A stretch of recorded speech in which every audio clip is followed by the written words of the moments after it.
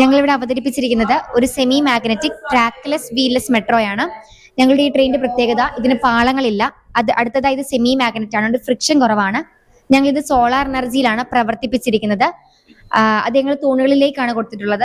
അതേപോലെ ഞങ്ങൾ ഇവിടെ ഒരു ഓർഡിനറി മെട്രോയുടെ ഒരു ട്രാക്ക് ഇവിടെ ക്രമീകരിച്ചിട്ടുണ്ട്. നമുക്കിവിടെ കാണാൻ കഴിയും ഈ ഓർഡിനറി മെട്രോയുടെ ട്രാക്ക് താങ്ങാനായിട്ട് വണ്ണം കൂടിയ തൂണുകൾ വേണ്ടി വരുന്നുണ്ട്. അപ്പോൾ ഒരുപാട് കോൺക്രീറ്റ് യൂസ് വേണ്ടി വരും. അതേപോലെ തന്നെ ഇവിടെ ട്രാക്ക് വരുമ്പോൾ തടസ്സം വരുന്നുണ്ട്. എന്നാൽ ഇവിടെ നോക്കുമ്പോൾ ഇവിടെ തടസ്സങ്ങളൊന്നും തന്നെ വരുന്നില്ല. സാധാരണ ഒരു ട്രെയിനിന്റെ പില്ലറിന്റെ ഹൈറ്റ് എന്ന് പറഞ്ഞാൽ 8 മീറ്റർ ആണ്.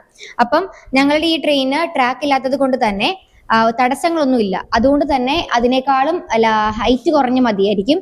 പിന്നെ ഒരുപാട് അഡ്വാൻറ്റേജസ് ഉണ്ട്. അതായത് കോസ്റ്റ് കുറവാണ്, സാധാരണക്കാർക്ക് പോസിബിൾ ആണ്. അതുപോലെ തടസ്സങ്ങളൊന്നുമില്ല, പ്രദേശത്തെ രണ്ടായിട്ട് മുറിക്കുന്നില്ല, ലേബേഴ്സ് ഒത്തിരി വേണ്ടി വരുന്നില്ല, റെയിൽവേ ഗേറ്റുകൾ വേണ്ടി വരുന്നില്ല.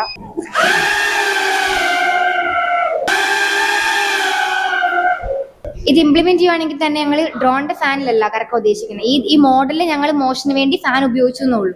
Solar powered semi magnetic trackless wheelless metro. Track ഇല്ല, വീലില്ല, സോളാറിലാണ് പ്രവർത്തിക്കുന്നത്.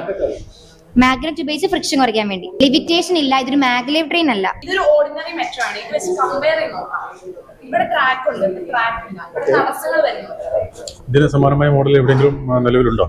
ഇല്ല, മാഗ്ലേവ് ട്രെയിൻ ഉണ്ട്. അതിൽ നിന്നും വ്യത്യസ്തമായ ഒരു കോൺസെപ്റ്റ് ആയത്.